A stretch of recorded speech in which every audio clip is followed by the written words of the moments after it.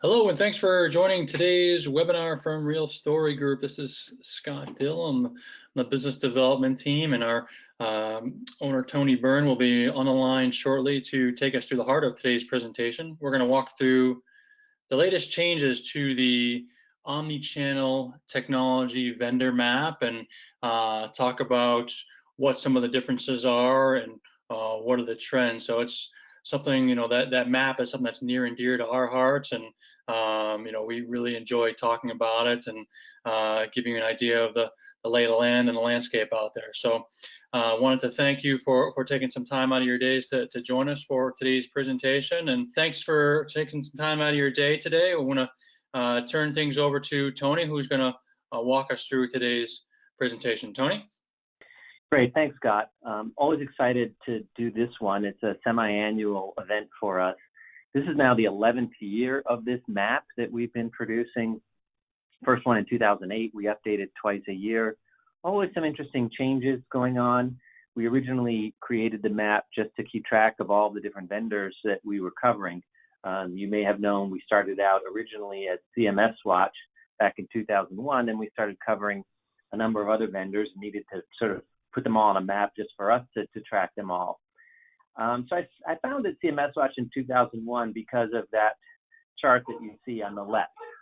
It's making fun of course, the Gartner Magic Quadrant, which is an easy target, but the goal here really was, in my mind, to create a different kind of analyst firm, one that just didn't generate these static quadrants of winners and losers, but rather would help you find out the real strengths and weaknesses of these tools and find the right fit for you. And so right away from the beginning, we decided that we needed to create a different sort of business model that was really focused on you, the customer.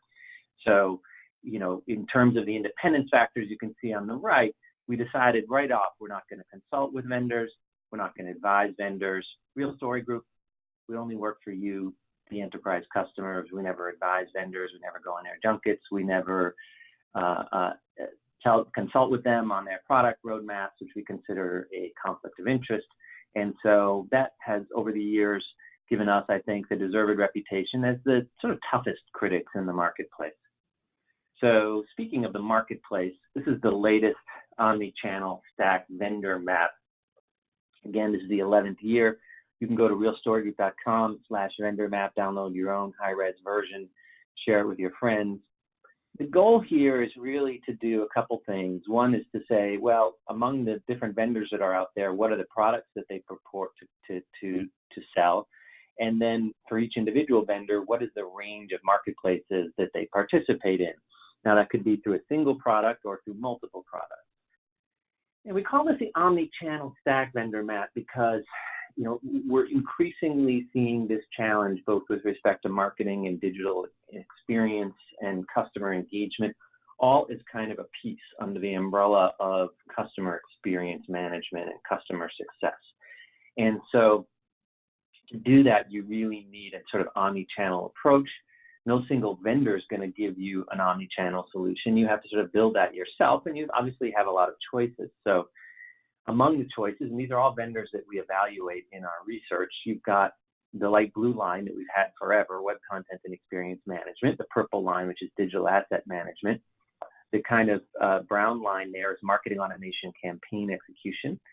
The sort of salmon colored pink line is customer relationship and Salesforce automation. The orange line, which we just added a couple of years ago, customer data platform, that line keeps getting longer and longer. Let's just say that there's a lot of construction on that line, but we now evaluate close to 36 different CDP vendors. Then the newest one is light purple, journey orchestration and decisioning engines. Very interesting space right now. We'll talk about that later. The green line is operations hubs. So these are internal tools that you use to collaborate and manage your digital operations in an omni-channel world. And finally, the last red line here, which is, I think, the newest line that we've added, it's kind of an emerging space that I'll talk about a little bit later, which you call omnichannel content platforms. So this is kind of grown out of the headless content management and at some level, kind of a spin-off of digital and asset management, and especially marketing asset management space. So some really interesting things going on here. So, how do we put this all in context? Well, through the 2010s, this was, for a good part of the decade, this sort of enterprise architecture diagram, sort of a stack model that we used and applied with a number of our subscribers. And you probably recognize that you've got major channels at the top, and then production, interaction, delivery services, and then of course that really critical content and engagement management tier, and then ideally some sort of customer data backbone underneath it. So this worked really well in terms of modernizing a number of these environments and thinking through what are the pieces that we need. The problem is that this became a very kind of siloed environment where we were putting a lot of intelligence and decisions and data into these individual platforms and these individual channels, and kind of losing sight of customer centricity. So, what we kind of rethought this model for the 2020s, which is really more in terms of an omnichannel technology stack model. So you still have, of course, a variety of different engagement channels, including now voice, which is really important. You still have interaction delivery services, and you still have underneath that content and engagement management services, which will always be important. But what we've broken out here now for the next decade are what we're calling enterprise foundation services. So these are things that are not, these are capabilities and services that are not channel specific, that you need as an enterprise to be able to execute in an omni-channel way. And so you've got journey orchestration and decisioning, again, operations hubs. We talked about omni-channel content platforms, customer data platforms, intelligence hubs, obviously increasingly important around analytics, reporting and visualization, predictive modeling, dashboarding, so on and so forth. And of course, underneath it all, table stakes, customer identity and access management, and single sign-on.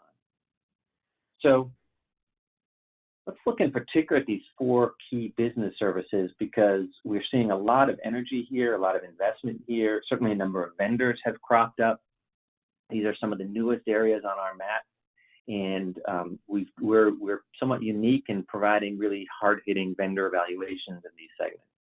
So first of all, journey orchestration and decisioning. So that's where you're going to do your listening, your mapping, executing, viewing, and then ultimately measuring customer journey. So really critical in terms of understanding what's going on and then potentially directing people and solving their needs in a more systematic omni-channel way. Customer data platforms, arguably some sort of customer data mart, whether it's packaged or homegrown, is again also kind of table stakes if you're going to be doing any kind of personalization or real-time engagement, having a single source of the truth.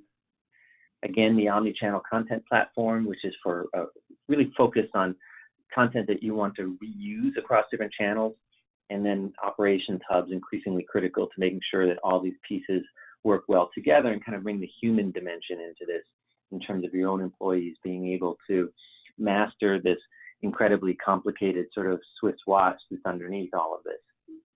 So where this is going is kind of a shift in terms of your stack, where, yeah, you still have channel-specific capabilities where you're doing contextualization, assembly, delivery, and interaction of those experiences.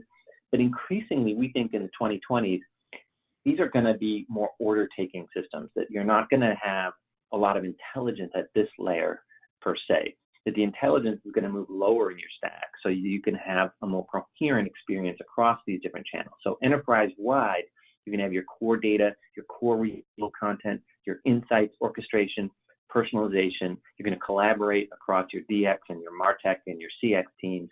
And then all these systems then become accessible enterprise-wide. So as you plug in other, say, other social networks or other voice channels or chat or whatever it is that you're doing with respect to your customer-facing systems, you've got this core set of enterprise services that you can plug into. So we really think this is the future, and the question then is, well, what do these marketplaces look like, and how do they relate to each other? So that then brings us back to the map. So we have a lot to say about what's going on in these markets, and we'll start with kind of a general overview and then get into some specifics around what's happening across these different subway lines or these different tube spots here. Once again, I'll remind you that if you have any questions at all or any comments or anything you'd like to share or disagree with, feel free to use the GoToWebinar questions tab in your GoToWebinar control panel, and feel free to chime in there, and we'll definitely have time to address it.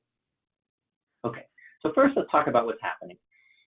Since since 2008, there has always been a kind of a city center where all of the major vendors reside that purport to market a number of different solutions, right? And so these names are probably fairly familiar to you. We could have made this bigger and probably included SAP in here as well. But obviously, Microsoft, IBM, Adobe, Oracle, Salesforce, major players here. OpenText, much smaller player than it used to be on this landscape.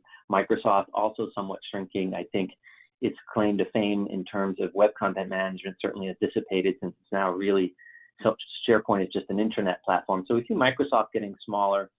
One of the big changes, of course, that's happening right now is around IBM. You can see they've sold off some of their solutions to HCL, the large offshoring company. Then all of these other 6 lines here that IBM has, you probably know they have sold off to a private equity firm called Centerbridge. Centerbridge has a very happy story around this. We're not nearly that sanguine. We think that IBM probably made a smart move to sell these relatively cheaply to Centerbridge because of the tremendous technical debt that had been accumulated over the years. I think there may be some issues, similar issues with Oracle. Adobe and Salesforce, a little bit more complicated story. Also some hidden technical debt within those vendors as well. But as you know, that they tend to sell a variety of different platforms that are only sort of vaguely integrated. So it's not like there's a single Adobe suite or a single Salesforce suite here. But those 2 vendors definitely have a lot to say, are often competing head to head. But having said that, this is just the city center. And if you look, I mean, what's really remarkable about this environment is just how many different vendors there are. I mean, there's more than 150, 160 vendors on this map. These are highly fragmented marketplaces. So that then brings us to, some kind of long-standing trends that we see that are really worth kind of reiterating here. So as I mentioned, there's kind of a center versus periphery, and this represents a number of different bifurcations in the marketplace. So you've got suite vendors versus best of breed. That's an old story in the technology space.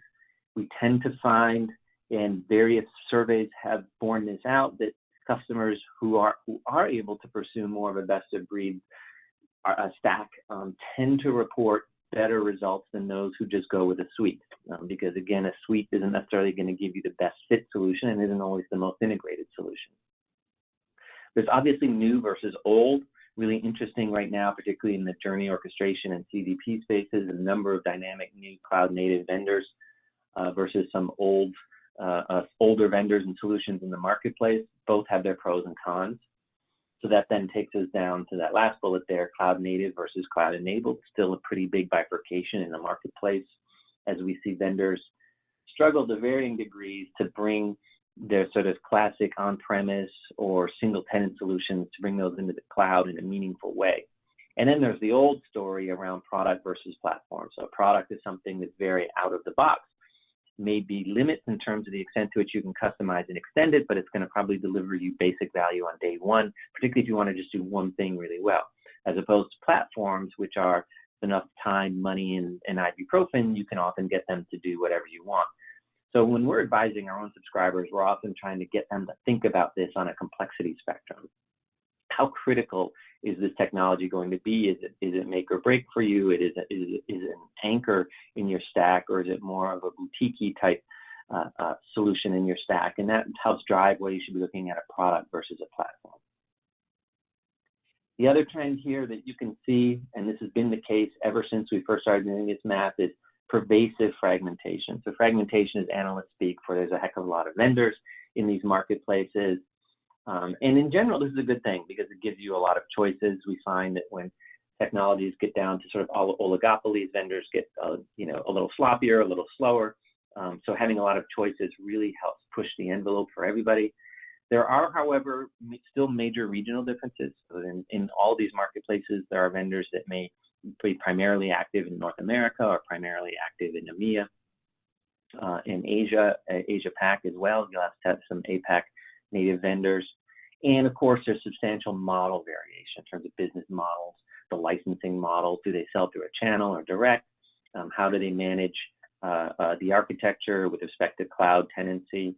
And then, as I mentioned before, the complexity and richness of the solution versus the simplicity and lower cost of certain others.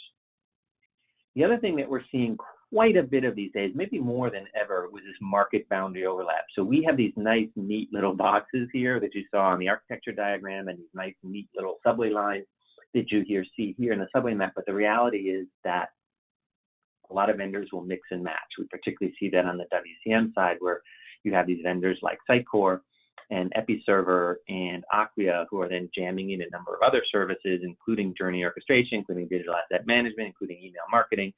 We would argue that the larger your enterprise, probably the less you want to do this. So you need to be careful here. Sometimes it can be a benefit.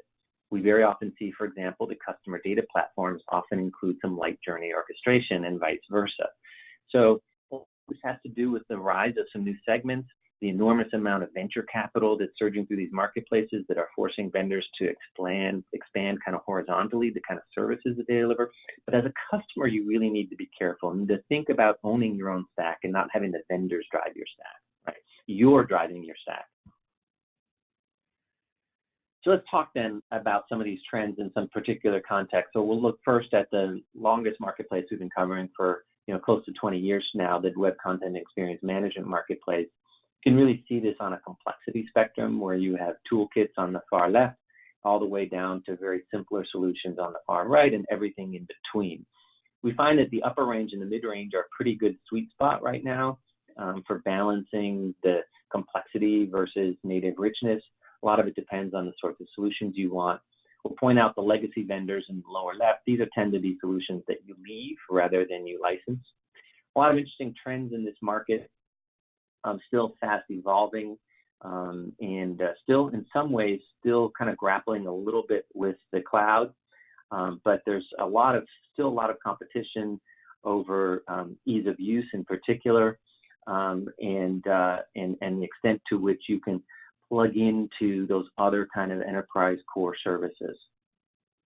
So that's web content management. And I would also say another marketplace that's very much characterized by a complexity spectrum would be digital asset management, the DAM marketplace, where again you have toolkits, upper range, mid-range, and simpler. And so a lot of our guidance when we're talking to people about shortlists is kind of helping them match what's the level of sophistication that they need relative to the marketplace, because you definitely don't want to overbuy any of these technologies. Overbuying can slow you down rather than speed you up.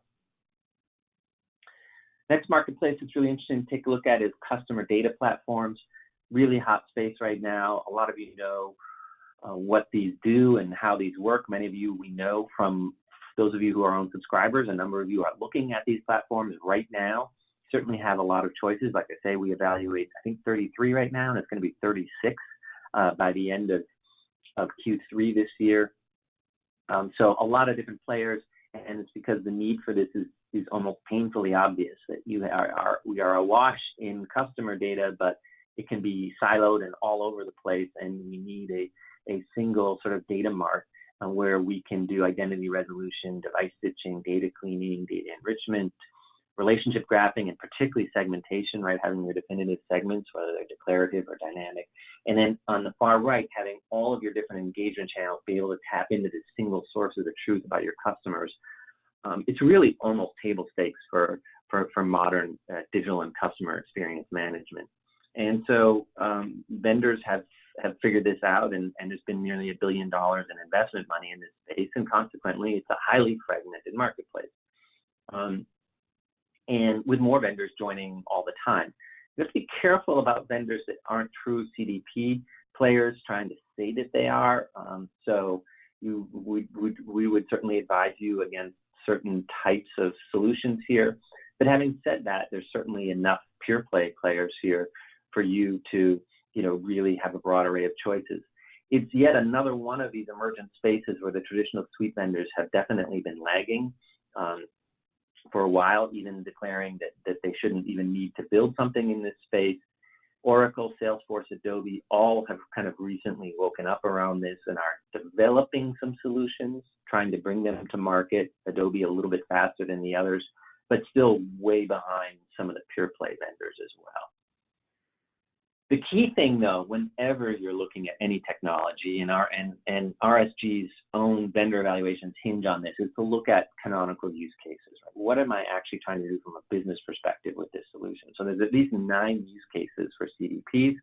Not all CDP vendors are going to support them or support them evenly, and so what you need to do is really figure out what are the top 2 or 3 that are really important to me, and then try to match that up against what's the right fit going forward. And you can check out Real Story Group's Real Score tool, which helps you do that, which helps you map out your key use cases against vendor predilections and vendor strengths and weaknesses, so you can come up with a more dynamic quadrant as opposed to a static quadrant. So always use your actual business scenarios as the differentiator as you're exploring these complex marketplaces. And I could say the same thing about journey orchestration as well, which is the other area that Real Story Group has started covering, is that there's 6 key use cases. The vendors really differ in terms of the extent of support for those different use cases. Highly fragmented marketplace with some big names as well as some pure play providers. So really pays to do your research. So next up is Omnichannel Content Platform. This is really interesting space. By the way, full disclosure, we made this term up, Omnichannel Content Platform. It's not a known 3-letter acronym in the marketplace. We're using it to describe an emergent set of tools that are really focused on supporting component level reusable content that can then be published in a really organized and thorough and thoughtful way across all of your different channels, and where you can then track the usage of those assets over time. You can also handle more complex sort of compound assets, such that, for example, if you have an image, you can not just say all the different places where that image was placed, but maybe the different derivatives you had made for social media. What were the different videos that it showed up in? And so that you can keep track of all of your base assets and themes, and then when you want to modify them, you can understand the different downstream implications. Some of the big drivers for this are marketing asset automation, and in that connection, we're seeing a lot of interest in this to support marketing automation, definitely sales enablement, definitely social marketing and engagement. So having these core themes and assets and then being able to derive those in different contexts so you can publish them out but still have a coherent customer experience because you're talking to the customer the same way across all these channels, increasingly popular. Not as many vendors yet in this space. IBM, before they sold it to Centerbridge, had a really interesting offering here in terms of the Watson Content Hub. Adobe would say that they can do this, although it would be across 2 different products. Sitecore, which acquired Style Labs, one of the definitive vendors in this space. Nuxio sort of there, SendShare, and then some others. So it's still kind of an emerging space, the red line, but something we're watching very carefully. We're in the middle of doing evaluations of the top 12 providers, and so you can talk to Scott about that. Those evaluations should be done early in Q3, and looking forward to sharing the results of that with you. Once again, a reminder that if you have any questions or comments or anything you disagree with, anything you want to share yourself, feel free to use the questions tab in your GoToWebinar control panel. So last but not least, when we talk about Omnichannel Operations Hubs, these are more employee-facing tools as opposed to customer-facing tools for the most part. This is where you get together and as a team organize how you are going to do all this interesting omni-channel engagement. So the idea here is that this allows you to collaborate, ideally collaborating across departments and even collaborating with freelancers and agencies and others outside your enterprise who are collectively with you, helping to drive these different customer experiences. This marketplace is kind of made up of 4 sort of sub-segments. Historically, you have vendors coming out of marketing resource management, campaign management, creative operations management, and content operations management, or sometimes known as content marketing. And so, again, these are somewhat artificial boxes. The reality is that any vendor who purports to do one of these things is likely to purport to actually do 2 or 3 of them. Our research suggests that the typical vendor in this space is really good at one of these and usually okay at 1 or 2 others. So the reality is that if you're interested in all these things, you may need multiple tools here. Obviously, we're not suggesting that you invest in 4 of these, but one of the advice that we've been giving to stack owners is to think about which are the 2 pieces of this that are really, really important for you that are high pain points right now, and focusing on those two. It's possible even that you might find a single vendor that can accommodate those. If you need all four of these, you still could possibly just get by with two vendors, one kind of being an A-list in terms of one, and the other maybe being kind of just adequate in one of the other four categories. But really interesting space, a lot of growth here, a lot of traditional tools, project management tools sort of getting into this area as well to support this, because obviously a lot of high demand coordination, a lot of high demand around this type of coordination right now. Okay. So here again is the map. You've got a lot of choices. I think we're all going to want to build omni-channel stacks, and the reality is that you may have the temptation to go with one of those vendors that's just in the middle, but the reality is no vendor and no product is going to get you an omni-channel solution. You have to build a truly omni-channel stack. It's going to require a lot of enterprise foundational pieces. The good news is that you can probably in the future, over the next decade, get lighter, a little higher in the stack in terms of your web content management and email marketing and engagement. So it's kind of interesting. Your spend is probably going to go lower in stack, which is going to be a big shift for a lot of stack owners, but we think quite doable, and we're having some conversations with them now about how to sort of cost justify this. So when we say conversations with them right now, we're referring to, this is who we call Stacy the Stacker. She owns the omni-channel stack at her enterprise. She gets a lot of questions every day from different people wondering about different types of tools. How does this fit in? That this vendor says that they can do this. And our mission in life at Real Story Group is to shield Stacy from these questions, give her really good answers to be able to take to her peers so that she can focus on more important things like what she's going to have for lunch. And so the way that we do that is through 3 different subscription offerings, depending on what your level of need is. We have a vendor selection advisory, which is a year-long subscription where you get access to hard-hitting vendor evaluations in a particular area, and we help inform and empower your technical selection team with critical research and candid advice, help you make the right decision. Then we have about half our subscribers take us up on what we call the Omnichannel Stack Advisory, which is sort of all you can eat, get access to all of our research. We help advise you on your key technology stack decisions.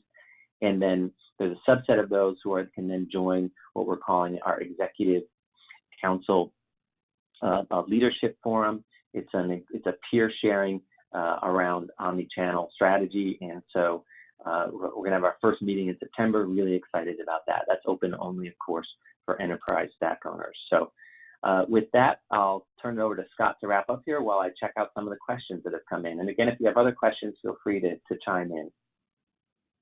Absolutely. And I just want to add to what Tony said, which is we're happy to show you a behind the scenes tour of the Real Story Group subscriber experience. So if that's something you ever want to schedule, please drop us a line there at explore@realstorygroup.com.